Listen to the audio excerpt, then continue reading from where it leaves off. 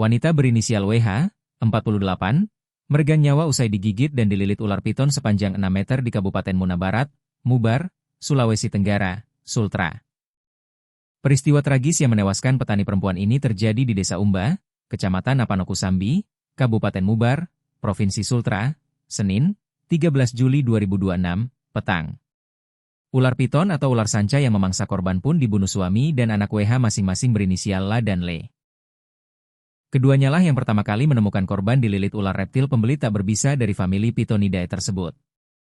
Korban tergeletak tak berdaya di jalan dengan kondisi lengan kanan sementara ditelan di dalam mulut ular.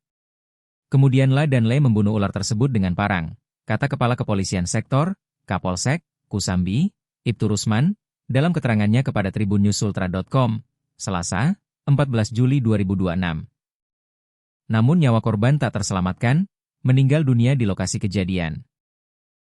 Dengan kondisi luka gigit di kaki sebelah kanan dan dahi sebelah kiri diduga akibat gigitan ular.